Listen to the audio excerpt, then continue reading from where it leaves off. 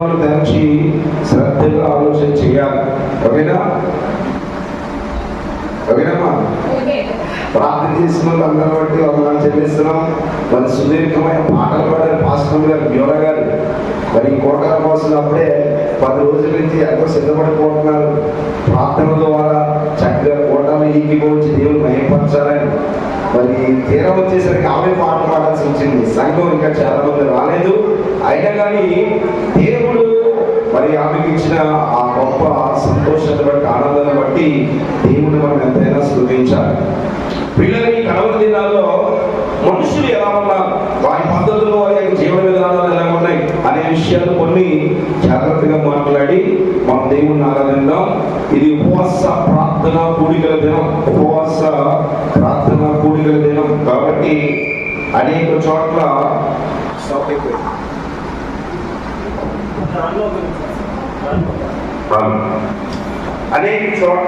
ఈ సంగతులన్నీ కూడా వివరించడానికి దేవుడు ఎంతో సహాయం చేశాడు. ఇవన్నీ ఏ కాలం అంటే ఉపవాస ప్రార్థన కాలాలు అన్నమాట. ప్రతి చర్చిలో ఉంటాయి. ఏమండి, ఇప్పుడు ఉపవాస ప్రార్థనలు కన్నీళ్ళు కలిసి మోకాలు వేసి ప్రార్థన చేయాలి. ఇంకోటి నెల అయిపోయిన తర్వాత యేసు పుట్టెను బెత్లెహేములో అని సంతోషంగా ఆనందంగా గొంతులేస్తాం. అవును కదండి? ఏ కాలంలో ఆ కాలాన్ని బట్టి మనం ముందుకెళ్ళాలి. వర్షాకాలంలో వర్షం వస్తుంది, వేసవి కాలంలో ఎండ కాస్తుంది, శీతాకాలంలో సరిగెడుతుంది. ఏ కాలంలో కూడా ఆ కాలంలో సరిగా జరగకపోతే మనిషి బ్రతకగలడా? చెప్పండి, బ్రతకలేడు. కాబట్టి ఏ కాలాన్ని బట్టి ఆ కాలంలో ప్రభువును మనం ఎలా స్తుతించాలో, ఆ ప్రభువు యొక్క వాక్యాన్ని మనం ఎలా ధ్యానించాలో దాన్ని శ్రద్ధగా నేర్చుకుంటే సరిపోతుంది అన్నమాట. ఓకేనా? చూడండి, గ్రంథాలు తెరవండి. బైబిల్ తెచ్చిన వాళ్ళందరూ కూడా చక్కగా తెరవండి, వాక్యాన్ని చదవండి, వాక్యాన్ని ధ్యానించండి. చెప్తూ ఉన్నప్పుడు దేవుని వాక్యం ఏం మాట్లాడుతుందో శ్రద్ధగా గైకొనండి. చూస్తారా? పరిశుద్ధ బైబిల్ గ్రంథాలు తెరిచి నెహెమ్యా గ్రంథం 8వ అధ్యాయము 3వ వచనాన్ని మనం చదువుకుందాం. నెహెమ్యా గ్రంథం 8వ అధ్యాయము 3వ వచనాన్ని మనం చదువుకుంటే అక్కడ పరిశుద్ధాత్మ దేవుడు సంఘము కొరకు రాయించబడిన కొన్ని అమూల్యమైన సంగతులను మనం జాగ్రత్తగా నేర్చుకుందాం. తెలిసిన వారు ఎవరైనా గట్టిగా చదవాలి. తీసేరమ్మా.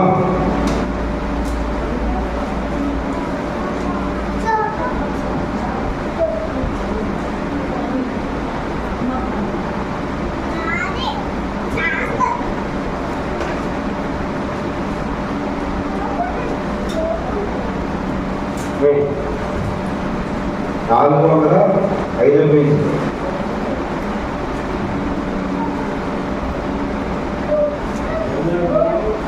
ఎనిమిదవ అధ్యాయము 3వ వచనం చదువుతాం. నీటి గుమ్మము ఎదుటనున్న మైదానములో ఉదయము మొదలుకొని మధ్యాహ్నము వరకు నిలుచున్న ఆ స్త్రీ పురుషులకును తెలివితో వినగల వారందరికీ చదివి వినిపించుచు వచ్చెను. ఆ జనులందరూ ధర్మశాస్త్ర గ్రంథములోని మాటలను శ్రద్ధగా వినిరి. చాలండి, ఇక మీరు ఎప్పుడు బైబిల్ చూడగలరు, నా వైపు చూడాలి. ఈ మధ్యాహ్నకాల సమయమందు ఈ వాక్యము ప్రకటిస్తూ ఉన్నప్పుడు కొంచెం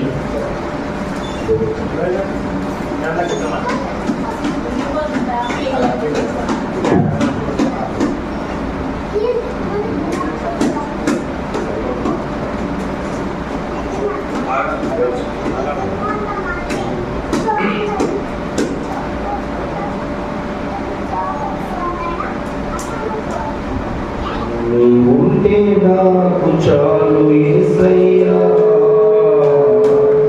నీ వెంటే నేను ఉంటానేసయ్యా.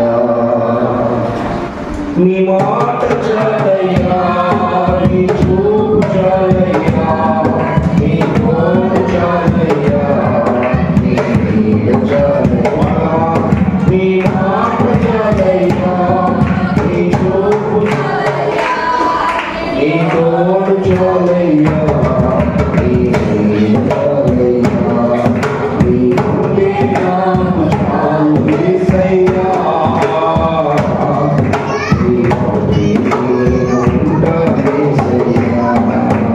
హల్లెలూయా. ప్రారంభం ఇప్పుడు కొంచెం కష్టంగా ఉంటుందన్నమాట, అంతే కదండి. ఏదైనా ఒక అద్దెకి వెళ్ళాము అనుకోండి, ప్రారంభిస్తాం అందులో సంసారం. ఫస్ట్గా ఏం చేయాలి, ముందు సామాన్లు అట్టుకెళ్ళాలి, అన్నీ చూసుకోవాలి, కడుక్కోవాలి, ఎంతో ప్రయాసపడాలి. అన్ని సెటప్ అయిపోయిన తర్వాత హ్యాపీగా ఫ్యాన్ వేసుకుని కుర్చీ మీద కూర్చుని హ్యాపీగా రెస్ట్ తీసుకోవచ్చు, అవును కదండి. మొదటి రోజు కొంచెం ఇబ్బందిగా ఉంటారు, అన్ని సెటప్లు జరగాలి, మరి దైవచనాలన్నీ కూడా చూసుకోవాలి, ఇవన్నీ చేసుకోవాలంటే కొంచెం గలిబిలిగా ఉంటుంది. అందుకే నాలాంటి వెళ్తారనమాట. ఫస్ట్ ప్రారంభ గుడికి నాలుగు అందుకే వెళ్తారు. కాబట్టి ఈ గలిబిలంతా తొలగించేసి త్వరగా సెటప్ అయిపోయి దేవుళ్ళు మనందరం వెళ్ళి దైవ వాక్యాన్ని శ్రద్ధగా విందుముగాక. ఆమె చెప్పండి హల్లెలూయా. ఎంతమంది ఉన్నారని చూడొద్దు, కొద్ది నిమిషాలు దేవుడి వాక్యాన్ని శ్రద్ధగా వినడానికి ప్రయత్నం చేయండి.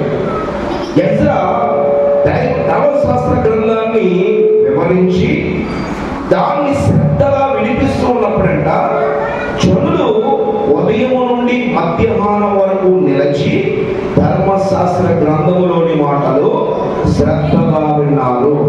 ఈ మధ్యాహ్న కాల సమయంలో ప్రభువైన యేసుక్రీస్తు వారు ఈ ఉపవాస ప్రార్థన కోడికల ద్వారా, ఈ మొట్టమొదటి ప్రారంభ కోడికలో మనం చక్కగా నివసించడానికి ప్రయత్నించండి. యెషయా గ్రంథం 50వ అధ్యాయము 10వ వచనాన్ని చదవరా. మీలో యెహోవాకు భయపడి ఆయన సేవకుని మాట వినువాడు ఎవడు? అమ్మ మీకు ప్రశ్న, దేవుడు ప్రశ్న వేస్తున్నాడు మనందరికీ. మీలో అంటే మనందరిలో, నాతో పాటు మీతో పాటు మనందరూ, మీలో ఎవరు యెహోవాకు భయపడి దేవుని సేవకుని మాట వినువాడు? ప్రశ్న వేశాడు కదా, అక్కడ ప్రశ్న గుర్తుంది కదా, ఉందా లేదా? మీలో ఎవడు యెహోవాకు భయపడి దేవుని సేవకుని మాట వినువాడు ఉన్నాడు అంటున్నాడు దేవుడు. అంటే ప్రస్తుతం మనుషులు ఎలా ఉన్నారంటే యెహోవాకు భయపడలేదు, యెహోవా నిర్ణయించి పెట్టిన దేవుని సేవకుని మాట కూడా సరిగా వినలేదు. అందుకే నాతో మాట్లాడు ప్రభువా, పాటలు బాగానే పాడుతున్నాం కానీ ప్రభు మాట్లాడలేదు, ప్రభు వినట్లేదు మన స్వరాన్ని, మరుగులు పడిపోతుంది. ఎన్ని మోకాళ్ళు వేసినా, ఎన్ని కన్నీళ్ళు కార్చినా, ఎన్ని ప్రార్థనకి వెళ్ళినా, ఎక్కడెక్కడికో వెళ్ళిపోయి ప్రార్థన కొడుకులు ఏకీభవించినా కానీ దేవుడు ఏ కార్యము చేయట్లేదంటే దానికి కారణం ఏంటో తెలుసా? మనలో ఎవరైనా సరే యెహోవాకు భయపడి దేవుని సేవకుని మాట విని వారు ఉన్నారా అంటే ఎవరో కూడా లేరు. ఆనాటి దినాల్లో ఎజ్రా ధర్మశాస్త్ర గ్రంథాన్ని విప్పి జనులైన వారందరినీ పోగు చేసి వాళ్ళందరితో మాట్లాడుతూ ఉంటే వాళ్ళందరూ కూడా ఉదయం నుండి మధ్యాహ్నం వరకు ధర్మశాస్త్ర గ్రంథంలోని మాటలు శ్రద్ధగా విన్నారు. చప్పట్లు కొట్టి దేవుని మహిమపరచండి. హల్లెలూయా. ధర్మశాస్త్ర గ్రంథంలోని మాటలు శ్రద్ధగా విన్నారు. వింటే ఏం జరుగుతుంది, వినకపోతే ఏం జరుగుతుంది మీకు కొన్ని విషయాలు చెప్తాను. ధర్మశాస్త్రం వల్ల దేవుడిచ్చిన దైవ గ్రంథం. పురాతన కాలంలో, ఆది కాలంలో దేవుడు మన పితరులైన వారు అబ్రహాము, యాకోబు, ఇస్సాకుల సంతానం దగ్గర నుండి దేవుడు అనేకమైన సంగతులు మాట్లాడేవాడు. ఎలా మాట్లాడేవాడు అంటే, అబ్రహామా ఎక్కడున్నావు, ఇస్సాకా ఈ పని చేయి, శారా ఇదిగో ఈ పనికి పూనుకో అని దేవుడు మనుషులతో సరాసరి డైరెక్ట్ గా మాట్లాడేవాడు. అవును కదండి? ఎందుకో తెలుసా? ఆనాటి కాలపు మనుషులు యెహోవాకు భయపడ్డారు. హల్లెలూయా. అందుకు దేవుడు మాట్లాడేవాడు. కానీ రాను రాను రాను రాను ధర్మశాస్త్ర గ్రంథం అయిపోయిన తర్వాత ధర్మశాస్త్ర గ్రంథానికి యేసుక్రీస్తు కాలానికి 400 సంవత్సరాల మధ్య కాలంలో మనుషులు అపాయముల్లో, మనుషులు అపవిత్రతలో, మనుషులు పాపంలో పడిపోవడం వల్ల పరిశుద్ధాత్మ దేవుడు మౌనంగా ఉండిపోయాడు అన్నమాట. మాట్లాడలేదు కూడా ఆయన. ఎందుకో తెలుసా? ఆయనే స్వయంగా తన కుమారుడైన యేసుక్రీస్తును పంపించేశాడు. ఎందుకని? మనుషులు దేవునికి భయపడలేదని, మనుషులు ఎవరు ఆయన నియమించిన సేవకుని మాట పెట్టలేదని,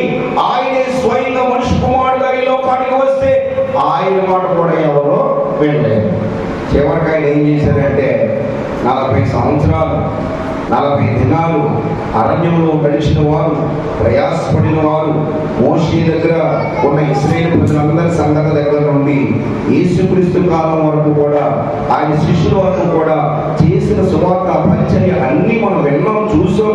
అన్ని సంగతులు దేవుడు మనకు రాయించాడు. అయినా కానీ మనుషులు ఎవరు కూడా దేవుని వాక్యానికి భయపడకపోవడం వల్ల ప్రభువు ఏమంటున్నాడంటే, అపాయకరమైన దినములలో, అంత్య దినములలో మనుషులందరి మీద, ఆ మనుషులు ఎవరంటే దేవుని వాక్యాన్ని వినడానికి శ్రద్ధ కలిగిన వారందరి మీద ఆయన తన ఆత్మను కుమ్మరించబోతా ఉన్నాడు. దేవునికి స్తోత్రం, హల్లెలూయా. పరిశుద్ధాత్మ దేవుని సన్నిధిలో ఉన్న మనము ఆయన ఆత్మను పొందుకోవాలంటే, ఆయన సన్నిధిలో మనం సంతోషంగా జీవించాలంటే ఎలా జీవించాలి, ఏం చేయాలనేది మీకు చెప్తాను, జాగ్రత్తగా వినండి. ప్రియులారా, ఇక్కడ జనులు ఏం చేశారంట? ఉదయం నుండి మధ్యాహ్నం వరకు ఏం చేశారంటే చెప్పండి? ధర్మశాస్త్ర గ్రంథం మాటలు విన్నారు. ఉపవాస కోటాలని చెప్పారు. ఎప్పటి నుంచి అంట?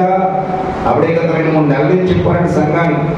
చక్కటి మరి దైవజనులు ఇక్కడ ఉన్నారు, ప్రార్థనా పనులు ఉన్నారు, చక్కటి సేవ దృక్పథం, సేవ మీద ఆసక్తి కలిగిన దైవజనులు, ఈ పెరాక్రా మినిస్ట్రీస్ వ్యవస్థాపకులు, మరి చిట్టిపొత్తులు డేవిడ్ రాజు గారు, వీరికి సంబంధించిన పొట్ట చాలా ఉండొచ్చు, కానీ ఒక్కరే దేవుడు ఎన్నుకోబడ్డారు. దేవునికి స్తోత్రం, హల్లెలూయా.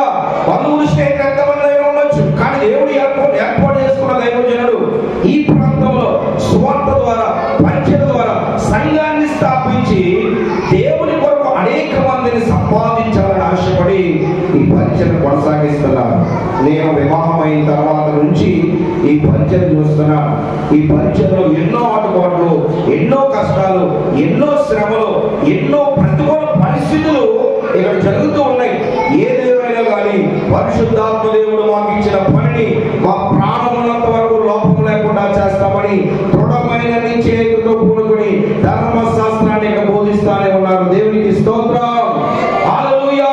ఈ బోధించబడిన మాటలు ఎవరు శ్రద్ధగా వింటారంటే, యెహోవాకు భయపడి దేవుని సేవకుని మాట వినేవారు శ్రద్ధగా వింటారు. అంతే కదండి? యెహోవాకు భయపడలేని దేవుని సేవకుని మాట ఏం వింటారు చెప్పండి? దేవుడికి భయపడకపోతే దేవుని సేవకుని మాట వింటారమ్మా చెప్పండి? బయట కూడా ఏం చేసినాక చక్కగా బజార్లోకి వెళ్ళేసుకుంటే చేసినాక వీళ్ళరా తర్వాత ఏం జరిగిందో తెలుసా? అలా పెట్టడం వల్ల చాలా గర్వీలు వచ్చేసింది, ఇరుపక్షాల మధ్య గొడవలు వచ్చేసాయి, ఘర్షణలు వచ్చేసాయి, చివరికి కొట్టుకునేదాకా వెళ్ళిపోయారు. అవును కదా?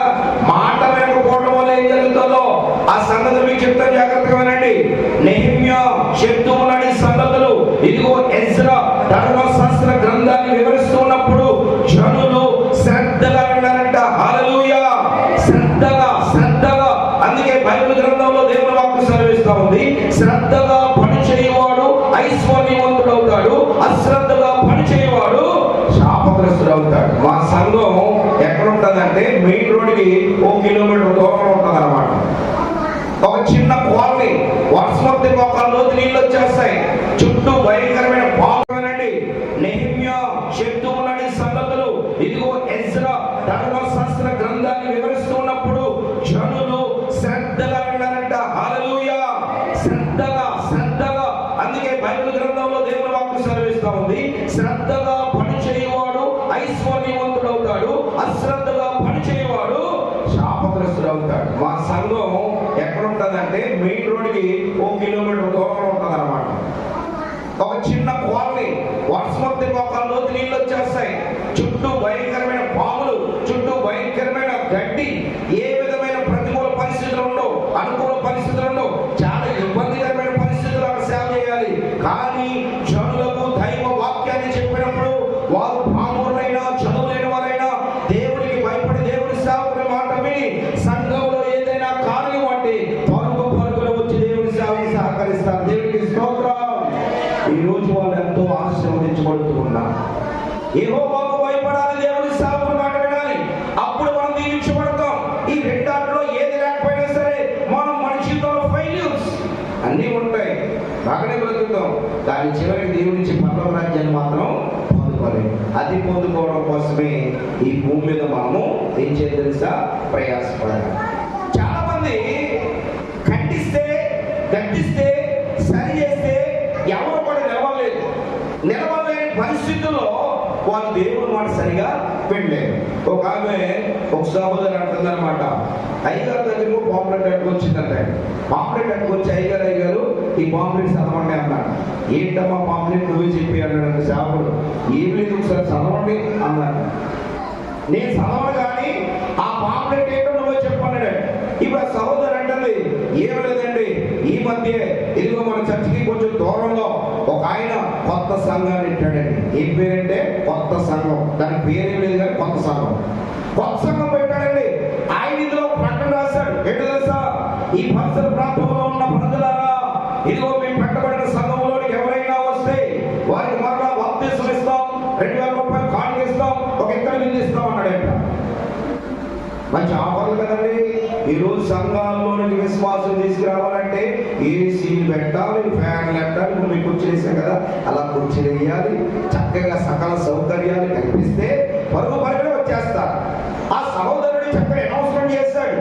ఏంటి సహోదరుడు కూడా వచ్చేది, 2000 రూపాయలు కానుక, ఒక ఇద్దరు పాస్టర్ గారి మాట చెప్తుంది. అయ్యారండి, ఎక్కడ బాప్తిసం పొందరండి, నీ విశ్వాసమే కదండి, ఎన్నిసార్లు బాప్తిసం పొందని ఈ సంఘంలో ఉంటారండి, వచ్చి అక్కడ పోగొట్టుకోవడం ఎందుకండి, 2000 రూపాయలు ఒక ఇద్దరు మీద వస్తాయి కదండి. అందులో ఒక మంచి ఆలోచన దేవుడు ఇచ్చాడండి. 2000 రూపాయలు కానుక మీకు ఇస్తాను, ఇద్దరి మీద నేను తీసుకుంటాను, చెప్పి వెళ్ళి చెప్తానండి అన్నాక. అనేసరికి ఆ మాస్టర్ గారు కొంచెం పౌరుషం కలిగినాడు, వాక్యం మీద ఆధారపడినాడు, వాక్యానికి చోటు ఇచ్చేవాడు అనమాట. అది అన్నాడంట, ఎందుకమ్మా అలాగే వెళ్తాం, అది మంచి పదం కాదు, ఆ 2000 రూపాయలు ఇతర మీద కోసం వెళ్ళేదానికన్నా నేనే నీకు 4000 రూపాయలు కానుక 2 ఇతర మీద ఇస్తానన్నాడు. ఎవరో చేపలు మరీ ఎంతమరో వెళ్ళిపోయే వాళ్ళని, ఏడ్చిన వాళ్ళని జో పెట్టాలంటే, ఊరుకోబెట్టాలంటే ఏదో పెట్టాలి కదా, ఏదో చెయ్యాలి కదా. కొన్ని చేపలు వెళ్ళిపోతున్న ఒక విశ్వాసి ఎంతో భారంగా ప్రార్థన చేసి కటీరి కాల్చి మోకాలు వేస్తే వచ్చిన విశ్వాసి ఇప్పుడు వెళ్ళిపోతానికి చూడలే, అక్కడేదో ఆఫర్లు ఉన్నాయని ఆశపడుతుంది, ఆశగా వెళ్ళిపోతుంది, అయ్యో కాపాడుకోవాలని ఇతనే అప్పు చేసిన వాళ్ళకి ఇవ్వాలనుకున్నాడంట. పాస్టర్ గారు ఇలా చెప్పేసరికి అయ్యో ఇదేంటంటే డబుల్ ఆపరేట్ చేయన్నాకో అక్కడికన్నా ఇక్కడ పోవాలి కదా, సరే వెళ్ళండి, ఏంటంటే మరి ఏం చేస్తారో అంటే, నేనే మళ్ళీ బాప్తిసం ఇస్తానమ్మా నీకు, తర్వాత బాప్తిసం ఇచ్చిన తర్వాత 2 ఇతర బిందులు ఇచ్చేస్తాను, 4000 రూపాయలు పంపిస్తాను, ఆ 2 పట్టుకుని జాగ్రత్తగా ఇంటికి వెళ్ళిపోదు అన్నాడు. సరే ఇంటికి వెళ్ళిపోయేది ప్రార్థన చేసుకుంటుంది. బాప్తిసం ఎప్పుడు అయ్యారంటే రేపు వచ్చి ఆదివారం ఇచ్చేస్తాను అన్నాడు. చాలా దీనంగా, ఎందుకంటే 4000 ఇవ్వాలి కదా, 2 ఇతర బిందులు ఇవ్వాలి కదా, దీనంగా అనేసరికి ఆమె ఒకసారి వెళ్ళింది. ఏమో దీనంగా మాట్లాడుతూ, ప్రభువా నువ్వే కార్యం చేయనైనా అని సేవకుల బంధుగా ఉండిపోయాడు. ఈ సహోదరు ఇంటికి వెళ్ళిపోయింది. ఇంటికి వెళ్ళిపోయి ప్రార్థన చేసుకుంటుంది. ప్రార్థన చేసుకుంటే డౌట్ వచ్చింది, ఆల్రెడీ నాకు బాప్తిసం ఇచ్చేసారు కదా, మళ్ళా ఎలాగెత్తాడు ఇలా, ఇందులో ఏదో మతం ఉంది. అయ్యగారు నచ్చింది వీళ్ళు అడగాలని గబగబా మళ్ళీ దేవుని సేవకుల దగ్గరికి వచ్చి, అయ్యగారు నాకేదో కొంచెం డౌట్ వస్తుందండి, మీరు ఇచ్చిన ఆఫర్లో నాకేదో కొంచెం అనుమానంగా ఉందండి, బాప్తిసం అలా ఇస్తారన్నారు, ఎలాగెత్తారండి, ఏం చేస్తారండి అని అడిగితే ఆ సేవకుడు అన్నాడంట, ఆదివారం నువ్వు వస్తూ నీతో పాటు ఇంకో సంఘ పెద్దను తీసుకుని వచ్చేసిన తర్వాత సంఘ పెద్ద నేను కాళ్ళకు దిగుతాం, మా ఇద్దరి మధ్యలో నువ్వు ఉంటావు, అప్పుడు నిన్ను అరగంట సేపు ముంచేసి ఆత్మ ప్రార్థన నేను ప్రార్థన చేస్తాం, అప్పుడు బ్రతుకుంటే నీకు కానుకెత్తానన్నాడంట. ఈ అరగంట సేపు ప్రార్థన చేసేసరికి ఏమైపోతుందా, చచ్చిపోతుంది. ఈ విషయం తెలిసిపోయి ఏమన్నా అయ్యో అలాంటి పని చేస్తారు కానీ చచ్చిపోతారండి అంటది. 2000 రూపాయలు కానుకి ఇతర బిల్లుకి ఆ ఎవరో దగ్గర చచ్చి కంటే నా చేతిలో చస్తే నాకు పేరుంటుంది, నీకు పరలోక రాజ్యం ఉంటుంది అన్నాడు. దేవునికి స్తోత్రం, హల్లెలూయా. నిర్భరము కలిగి, ధైర్యము కలిగి, వాక్యము చేత గద్దిస్తూ ఖండిస్తూ సరి చేస్తున్న సంఘములో నీవు నిలబడగలిగితే భోజనాలు ఎక్కలొద్దు, టిఫిన్లు ఎక్కలొద్దు, కానుకలు ఇవ్వకలొద్దు, నీకు ఏ విధమైన సహాయం చేయగలదు. వారి యొక్క ప్రార్థన నీ పరిస్థితులను సమస్తము మార్చేస్తుంది. నమ్మిన వారు చెప్పబడి దేవుడు ఆయన హల్లెలూయా. మన పరిస్థితులు మారాలంటే ప్రార్థన కలిగిన చోట ఉండాలి, ఖండించే చోట ఉండాలి, గర్పించే చోట ఉండాలి, మన జీవితాన్ని సరిచేసే వాక్యం చెప్పే చోట. ఆయన వాక్యము శుద్ధి వంటిది, ఆయన వాక్యము పంట వంటిది, ఆయన వాక్యము చాకిలి వాడి సొమ్ము వంటిది కదా అని దేవుడు మాట్లాడుతున్నాడు. లేదండి, మా అందరికి ఇప్పుడు ఎలాంటి వాక్యాలు కావాలంటే బోధ బాధలా ఉండకూడదంట. ఎలా ఉండాలంట, బోధ మసాజ్లా ఉండాలంట. నేటి క్రైస్తవ సంఘాలు కోరుకుంటూ ఉన్న బోధ వెలిగి బాధగా ఉండకూడదు, ఆ బోధలో సురుకు తగ్గకూడదు, ఆ బోధలో ఖండిపులు ఉండకూడదు, ఆ బోధలో సరి చేసే విధానం ఉండకూడదు. ఏం కోరుకున్నారో తెలుసా? జనులు పోగు చేసి వాళ్ళందరితో మాట్లాడుతూ ఉంటే వాళ్ళందరూ కూడా ఉదయం నుండి మధ్యాహ్నం వరకు ధర్మశాస్త్ర గ్రంథంలోని మాటలు శ్రద్ధగా విన్నారు. చప్పట్లు కొట్టి దేవుని మహిమపరచండి. హల్లెలూయా. ధర్మశాస్త్ర గ్రంథంలోని మాటలు శ్రద్ధగా విన్నారు. వింటే ఏం జరుగుతుంది, వినకపోతే ఏం జరుగుతుంది మీకు కొన్ని విషయాలు చెప్తాను. ధర్మశాస్త్రం వల్ల దేవుడు ఇచ్చిన దైవ గ్రంథం. పురాతన కాలంలో, ఆది కాలంలో దేవుడు మన పితరులైన వారు అబ్రహాము, యాకోబు, ఇస్సాకుల సంతానం దగ్గర నుండి దేవుడు అనేకమైన సంగతులు మాట్లాడేవాడు. ఎలా మాట్లాడేవాడు అంటే, అబ్రహామా ఎక్కడున్నావు, ఇస్సాకా ఈ పని చేయి, శారా ఇదిగో ఈ పనికి పూనుకో అని దేవుడు మనుషులతో సరాసరి డైరెక్ట్ గా మాట్లాడేవాడు. అవును కదండి? ఎందుకో తెలుసా? ఆనాటి కాలపు మనుషులు యెహోవాకు భయపడ్డారు. హల్లెలూయా. అందుకు దేవుడు మాట్లాడేవాడు. కానీ రాను రాను రాను రాను ధర్మశాస్త్ర గ్రంథం అయిపోయిన తర్వాత ధర్మశాస్త్ర గ్రంథానికి యేసుక్రీస్తు కాలానికి 400 సంవత్సరాల మధ్య కాలంలో మనుషులు అపాయముల్లో, మనుషులు అపవిత్రతలో, మనుషులు పాపంలో పడిపోవడం వల్ల పరిశుద్ధాత్మ దేవుడు మౌనంగా ఉండిపోయాడు అన్నమాట. మాట్లాడట్లేదు కూడా. ఎందుకో తెలుసా? ఆయనే స్వయంగా తన కుమారుడైన యేసుక్రీస్తును పంపించేశాడు. ఎందుకని? మనుషులు దేవునికి భయపడలేదని, మనుషులు ఎవరు ఆయన నియమించిన శాపను మాట పెట్టలేదని, ఆయనే స్వయంగా మనిషి కుమారుడుగా ఈ లోకానికి వస్తే ఆయన మాట కూడా ఎవరో వినలేదు. చివరికి ఆయన ఏం చేశారంటే 40 సంవత్సరాలు 40 దినాలు అరణ్యంలో గడిచిన వారు, ప్రయాసపడిన వారు, మోషే దగ్గర ఉన్న ఇశ్రాయేలు ప్రజలందరి సంగతి దగ్గర నుండి యేసుక్రీస్తు కాలం వరకు కూడా, ఆయన శిష్యుల వరకు కూడా చేసిన సువార్త పరిచర్య అన్ని మనం విన్నాం, చూసాం. అన్ని సంగతులు దేవుడు మనకు రాయించాడు. అయినా కానీ మనుషులు ఎవరు కూడా దేవుని వాక్యానికి భయపడకపోవడం వల్ల ప్రభువు ఏమంటున్నాడంటే, అపాయకరమైన దినములలో, అంత్య దినములలో మనుషులందరి మీద, ఆ మనుషులు ఎవరంటే దేవుని వాక్యాన్ని వినడానికి శ్రద్ధ కలిగిన వారందరి మీద ఆయన తన ఆత్మను కుమ్మరించబోతా ఉన్నాడు. దేవునికి స్తోత్రం. హల్లెలూయా. పరిశుద్ధాత్మ దేవుని సన్నిధిలో ఉన్న మనము ఆయన ఆత్మను పొందుకోవాలంటే, ఆయన సన్నిధిలో మనం సంతోషంగా జీవించాలంటే ఎలా జీవించాలి, ఏం చేయాలనేది మీకు చెప్తాను. జాగ్రత్తగా వినండి ప్రియులారా. ఇక్కడ జనులు ఏం చేశారంట? ఉదయం నుండి మధ్యాహ్నం వరకు ఏం చేశారంటే చెప్పండి? ధర్మశాస్త్ర గ్రంథం మాటలు విన్నారు.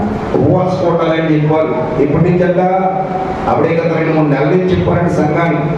చక్కటి మరి దైవజనులు ఇక్కడ ఉన్నారు, ప్రార్థనా పనులు ఉన్నారు, చక్కటి సేవ దృక్పథం, సేవ మీద ఆసక్తి కలిగిన దైవజనులు, ఈ పెరాక్లా మినిస్ట్రీస్ వ్యవస్థాపకులు, మరి చిట్టిపొత్తులు డేవిడ్ రాజు గారు, వీరికి సంబంధించిన పొట్ట చాలా ఉండొచ్చు కానీ ఒక్కరే దేవుడు ఎన్నుకోబడ్డారు. దేవునికి స్తోత్రం.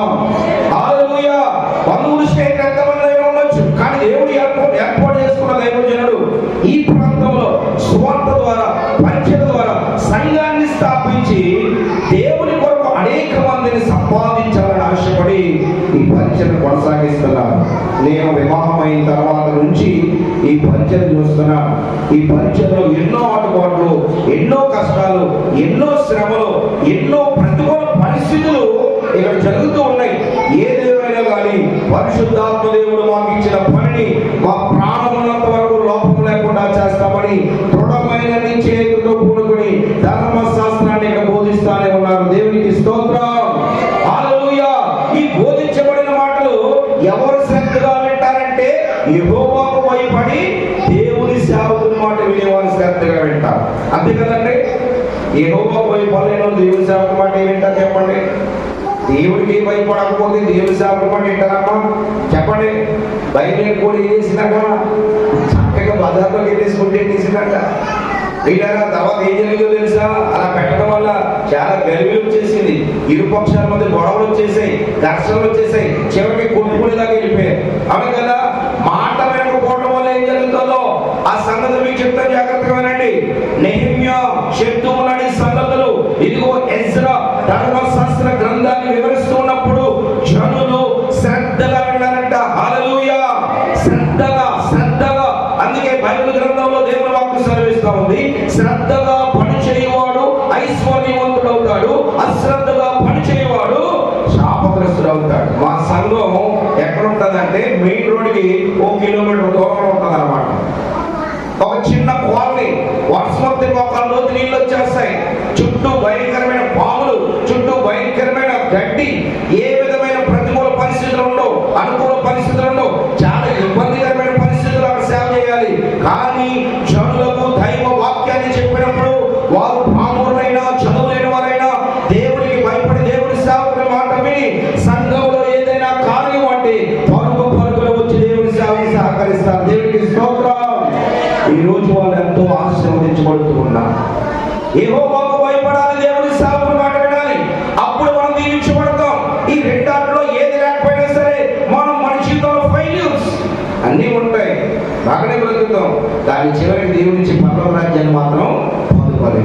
అది పొందుకోవడం కోసమే ఈ భూమి మీద మనము ఏం చేయాలి తెలుసా? ప్రయాసపడాలి. చాలా మంది ఖండిస్తే, గద్దిస్తే, సరి చేస్తే ఎవరు కూడా నిలవలేని పరిస్థితుల్లో వాళ్ళు దేవుని మాట సరిగా వినలేరు. ఒక ఆమె ఒక సహోదరు అంటుందన్నమాట, అయ్యగారు దగ్గరకు పాంప్లెట్ అట్టుకొచ్చిందంట. పాంప్లెట్ అట్టుకొచ్చి అయ్యగారు ఈ పాంప్లెట్ చదవండి అన్నాడు. ఏంటమ్మా పాంప్లెట్ నువ్వే చెప్పి అన్నాడు సేవకుడు. ఏం లేదు ఒకసారి చదవండి అన్నాడు.